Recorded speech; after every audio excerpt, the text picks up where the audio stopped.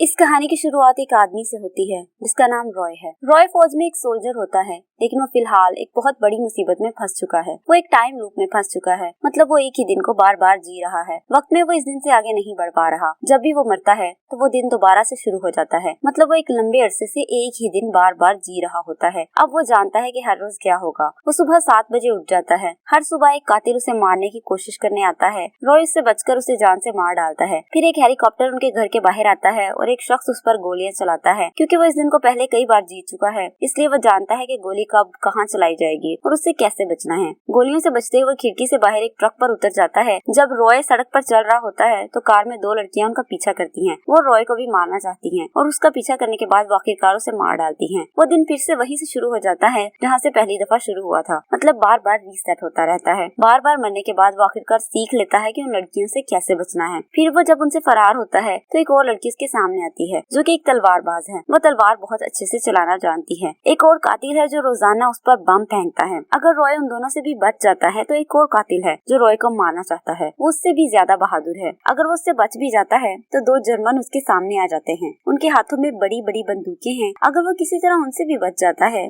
तो एक लड़का है जो उसका बिल्कुल हम शक्ल है, वो उसे मार देगा। अब इस तरह बहुत से लोग हैं जो रॉय को मारना चाहते हैं। अगर वो एक से भाग जाए तो दूसरा उसे नहीं छोड़ता। अगर वो दूसरे से बच जाए तो यकीनन तीसरा उसे कत्ल कर देता है। वो जो कुछ भी करता है लेकिन उनमें से किसी एक से रोजाना मर जाता है। यहाँ हमें पता चलता है कि रॉय की एक बीवी भी है और उसकी बीवी को रॉय के टाइम लूप के बारे में बहुत अच्छी तरह से पता है। एक दिन वो अपनी बीवी को उसकी लेबोरेटरी में कॉल करता है जहाँ वो काम करती है, लेकिन उसकी बीवी का बॉस कॉल उठाता है और कहता है कि तुम्हारी बीवी का एक्सीडेंट हो गया था जिसकी वजह से उसकी मौत हो गई है। फिर दिखाया जाता है कि रॉय रोजाना एक होटल में जाता है जहाँ वो हमेशा एक लड़की को ही देखता रहता है जिसे वो पसंद करता है। वहाँ रॉय एक लड़के से दोस्ती कर लेता है। वो लड़का हमेशा रॉय को समझाता है कि हमें कभी भी कुछ गलत नहीं करना चाहिए, जैसे कत्ल, चोरी और दीगर गलत काम, क्योंकि इसका हमारे मुआशरे पर बहुत बुरा असर पड़ता है। रॉय उसे इग्नोर करता रहता है और उस लड़की को ही देखता रहता है। जैसे ही वक्त 12:48 होते हैं, बहुत से लोग उसे मारने के लिए होटल में आ जाते हैं और उसे मार डालते हैं। यहाँ वो फिर से एक बार अपने माजी को याद करने लगता है। वो इस टाइम लूप के शुरू होने से पहले के वक्त को याद करता है। यहाँ रॉय की बीवी एक खास मिशन पर काम कर रही है और ये काम उसके बॉस की तरफ से उसे दिया गया था। वो रॉय को अपनी लेबोरेटरी में बुलाती है और वो लैब में आकर अपनी बीवी से पूछता है कि तुमने मुझे यहाँ क्यों बुलाया है, क्या मसला है। वो मजाक में कहती है कि मेरी कंपनी नए लोगों को काम पर रख रही है, मैंने सोचा कि मैं तुम्हें भी यहाँ काम पे रखवा दूँ। ये कहने के बाद वो रॉय के जिस्म का नाप लेने लगती है। वो रॉय के खून और बालों का सैंपल भी लेती है। उसका बॉस अपने साथी के साथ बाहर बैठा सब कुछ देख लेता है क्योंकि वो मुसलसल कैमरों से उनको देख रहा होता है। इस मिशन पर उसकी बीवी काम कर रही थी। वो एक बड़ी मशीन की तरह लग रहा था। उसे देखने के बाद रॉय पूछता है कि क्या तुम इस प्रोजेक्ट पर काम कर रही हो और ये क्या है और इसे क्यों इस्तेमाल किया जाता है। उसे बताती है कि ये एक ऐसा मिशन है जो वक्त को बदल सकता है और अगर उसे सही तरीके से इस्तेमाल ना किया जाए तो ये तबाही का सबब बन सकता है और ये लोगों की जान भी ले सकता है। इस दौरान हमें पता चलता है कि उनका एक बेटा भी है जिसे रॉय की बीवी रॉय से दूर रखकर उसकी परवरिश करती है। यहाँ उसके बॉस का साथी आता है और उसे बताता है कि बेशक रॉय आपका शौहर है, लेकिन आप उसे हमारी लेबोरेटरी में नहीं ला सकती। वो एक बाहर का शख्स है और बाहर के लोगों को यहाँ आने की इजाजत नहीं है। रॉय की बीवी कहती है कि मैं जानती हूँ, लेकिन मुझे किसी अहम चीज के बारे में बात करनी थी, इसलिए मुझे उन्हें बुलाना पड़ा।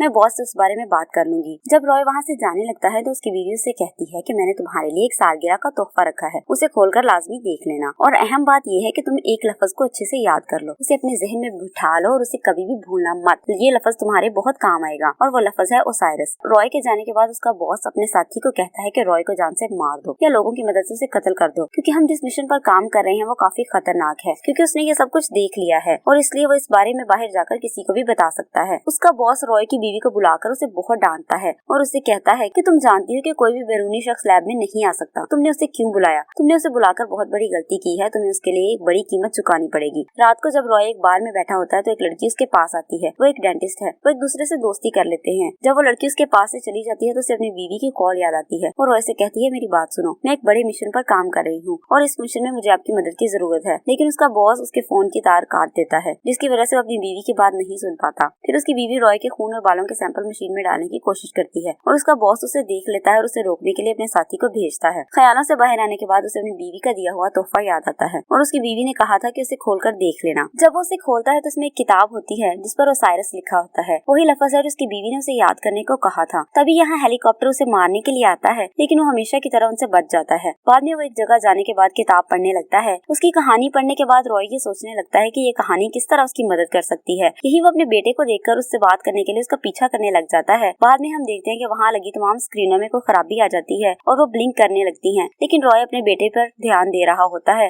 वो स्क्रीन को नहीं देखता। वो अपने बेटे के पीछे चला जाता है और उससे कहने लगता है कि तुम्हें इस वक्त स्कूल में होना चाहिए, तुम यहाँ क्या कर रहे हो। खैर वो अपने बेटे को लेकर बाहर आ जाता है। बाद में जब वो वक्त देखता है तो 12:50 हो जाते हैं। वो सोचता है कि कातिल रोज 12:48 पर मुझे कत्ल करने आ जाते हैं, लेकिन आज 12:50 हो गए और उन्हें अब तक आ जाना चाहिए था। लेकिन मुझे याद आ रहा है कि उन्होंने मुझे तलाश करने के लिए मेरे जिस्म में एक छोटी सी डिवाइस लगाई हुई है, तो वो कुछ ही देर में आ जाएंगे और मुझे मार डालेंगे। अभी वो सोच रहा होता है कि इसी दौरान कातिल आ जाते हैं और उसे कत्ल कर देते हैं। अब जब दिन दोबारा शुरू हो जाता है और वो अपने होटल वाले दोस्त के पास जाता है, जब उसका दोस्त रोज की तरह उसे फिर से समझाने लगता है तो रॉय से बताता है कि मुझे लगता है किसी ने मुझे तलाश करने के लिए मेरे जिस्म में एक डिवाइस लगा दी है। रॉय कहता है कि तुम इस बारे में जानते हो तो प्लीज मुझे बता दो कि वो जिस्म में कहाँ लगाई जाती है। वो रॉय से कहता है मैं ज्यादा नहीं जानता, लेकिन मैं इतना जानता हूँ कि आमतौर पर ये डिवाइस दांतों में लगाई जाती है। ये सुनकर रॉय जब दोबारा गुजरे हुए वक्त को याद करने लगता है। दरअसल जब रॉय उस डेंटिस्ट लड़की से मिला था तो उसने उसके ग्लास में कुछ मिला दिया था जिससे वो बेहोश हो गया। उस लड़की ने बेहोशी की हालत में रॉय के दांतों में एक छोटी सी डिवाइस लगा दी। ये सब उसकी बीवी के बॉस के कहने पर किया गया था। उसने उस डेंटिस्ट लड़की का इस्तेमाल करके उसके दांतों में वो डिवाइस लगवाई थी ताकि अगर वो एक कातिल से बच भी जाए तो दूसरा उसे कत्ल कर दे। इस बारे में जानने के बाद वो फौरी तौर पर इस आले को अपने दांतों से निकाल देता है। बाद में रॉय का हमशक्ल आता है और उसे मार देता है। अगले दिन जब रॉय जागता है तो वो जानता है कि ये एक नया दिन है। वो अपने मुंह से वो डिवाइस फिर निकाल कर फेंक देता है। वही डेंटिस्ट भी मौजूद होती है और वो उससे पूछता है कि इसे ऐसा करने के लिए किसने कहा था। वो उसे बता देती है कि तुम्हारी बीवी के बॉस के कहने पर मैंने ऐसा किया। अब रॉय उसी डिवाइस की मदद से सारे कातिलों को मारता रहता है। फिर उन्हीं कातिलों में से एक का फोन लेकर अपनी बीवी के बॉस को फोन करता है। वो कहता है कि तुमने मेरी बीवी को कत्ल किया और मैं तुमसे उसका बदला लेने आ रहा हूँ। वो बॉस की लैब में दाखिल होना शुरू कर देता है, लेकिन हर बार सिक्योरिटी के लोग उसे मार डालते हैं। एक दिन उन सबको मारने के बाद अंदर दाखिल हो जाता है, लेकिन वो तलवारबाज औरत उसके सामने आ जाती है। अब वो कई दिन तक बार बार उस औरत के हाथों मरता रहता है। वहीं उसकी बीवी का बॉस उससे बात करता है। तब उसे पता चलता है कि उसकी बीवी जिस मिशन पर इस लैब में काम कर रही थी, इस मिशन को ओसाइरिस का नाम दिया गया था, जिसके बारे में बताने के लिए उसकी बीवी ने उसे वो किताब गिफ्ट की थी, क्योंकि वो उस बारे में डायरेक्ट नहीं बता सकती थी। उसने उसे ये भी बताया कि उससे दुनिया तबाह हो सकती है। दरअसल उसका बॉस उस मिशन के साथ वक्त बदलना चाहता था। वो पूरी दुनिया पर हुक्मरानी करना चाहता था। रॉय की बीवी ने अपने बॉस को रोकने के लिए रॉय को उस टाइम लूप में फंसा दिया। फिर रॉय होटल में आकर उस लड़की के पास आ जाता है जिसे वो रोज देखता रहता था। वो औरत भी तलवारबाजी में माहिर थी। रॉय उससे कहता है कि उसे भी तलवार चलाना सिखा दे। वो औरत राजी हो जाती है और वो रॉय को अच्छी तलवारबाजी सिखा देती है। इस बार रॉय गन की बजाय तलवारें लेकर लैब में जाता है। आखिरकार वो तलवारबाज औरत को मार देता है जो काफी देर से उसका रास्ता रोक रही थी। फिर वो बॉस को मारने जाता है तो उसका बॉस उससे कहता है कि अगर तुम मुझे कत्ल करोगे तो तुम्हारा बेटा भी मारा जाएगा। इसके बावजूद वो उसकी एक नहीं सुनता और उसे मार देता है। रॉय फौरन अपने बेटे को बचाने के लिए उस जगह जाता है जहाँ उसका बेटा मिला था, लेकिन उसे पहुँचने में काफी देर हो जाती है और बॉस के लोग उसके बेटे को मार देते हैं। इसी दौरान उस मिशन को चला दिया जाता है और वहाँ एक बहुत बड़ा धमाका होता है। इस वाकये में रॉय के साथ और बहुत से लोग मारे जाते हैं। अगली सुबह जब वो जागता है तो वो काफी उदास और नाउम्मीद होता है। वो सोचता है कि मैंने इतनी मेहनत की लेकिन मुझे कोई फायदा नहीं हुआ। हमेशा की तरह उन कातिलों से बार बार मरने लगता है। वो सोचता है कि सब कुछ वैसे ही खत्म होने वाला नहीं है, इसलिए मैं हर रोज